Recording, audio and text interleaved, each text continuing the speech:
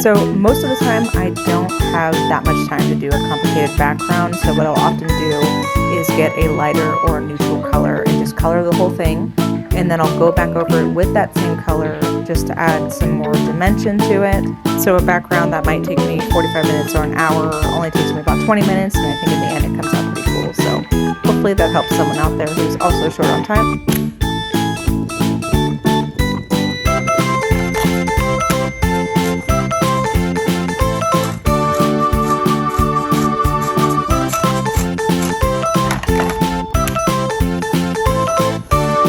She's back, and today is day 5 of me coloring in the coloring book that I made. So we're going for an all green look today, and since the original illustration of this piece was green, I thought this would be the perfect page to color. But I'm not even gonna hold y'all, this page really gave me a run for my money. I wanted to give her a lighter complexion, which is not easy to accomplish with these crayons. It just kept coming out like more yellow and orange, kind of see-through, and I wasn't feeling it. But I was just too far down this path, so got to see through, my boy. But this green came and did exactly what it needed to do, and it really saved this piece in my opinion. The color pencil crayon combo just never misses. I went ahead and colored in these ferns and then did her little fingernails. Then I colored in the background, and then there you have it. I'm so happy you guys have been enjoying this series, and I'll see you for the next page. Like and follow for more. Damn Coco back at it again with another page from my coloring book, heavy on my, because I literally made it. So here's the colors that we're working with today, and I decided that I was going to do crayons this time. I felt like layering these with color pencils would give us a nice blended look, and it did. I was able to get a nice highlight on her cheek just like I would if I was drawing this digitally. So once I was done with the skin, I moved on to a light pink layer for the afro,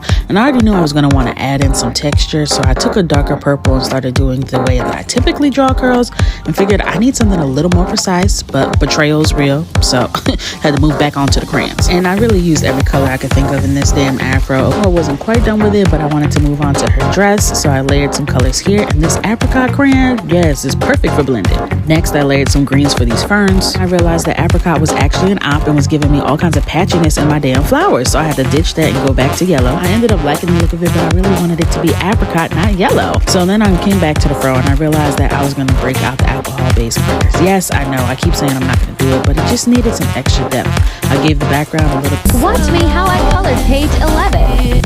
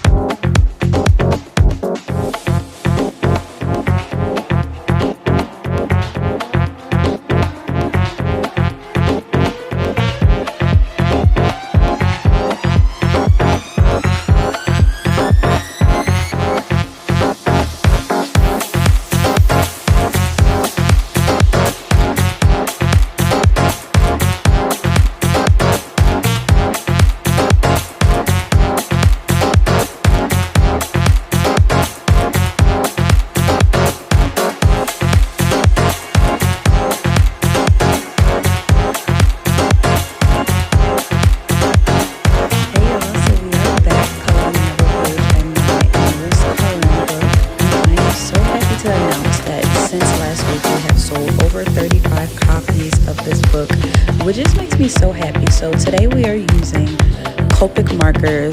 This is my first time using these markers. I just wanted to try with markers, and I heard everybody say a lot of good things about these. But after coloring, I looked them up and realized that they're alcohol-based markers. And alcohol-based markers is not the best for coloring books, but I still liked how I was able to layer with them anyway. So we'll always use those again in the future. But I really liked, shading all the colors in. I did go in with some crayons too to layer it for like the hair and then a little bit on the face. And I also used some pink to add that blush to her face and some eyeshadow and give her face popping and everything. She was really coming off the page, whatever. But if you haven't got your coloring book yet, what are you waiting for? And I also just dropped digital coloring books on my website as well.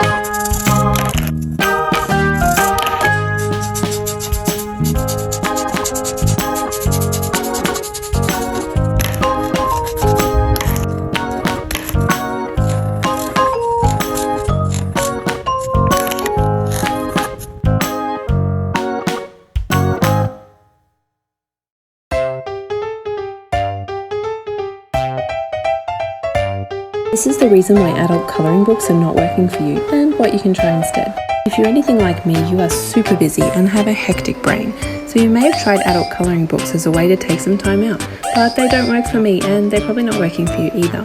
3 reasons. Number 1, they require too many decisions. Decision fatigue is real, and if you're choosing your colours, where to put them, which colours should go next to each other, then you're using up your valuable decisions for the day on something that's just not useful. Number 2 is that they take too long, and they most likely will never get finished. You can't finish them in one sitting, and you'll never get the satisfaction of having completed something. And 3 is that they can trap you into a state of hyperfocus, and while sometimes it's beneficial, hyperfocus can be so draining. Because overly intricate colouring pages take so long to finish, but you're chasing the gratification of completing a task, it can leave you trying to finish them for hours, and by then it just feels like a chore. When I first tried adult colouring, I loved the illustration, so I created something where the finished result is the picture.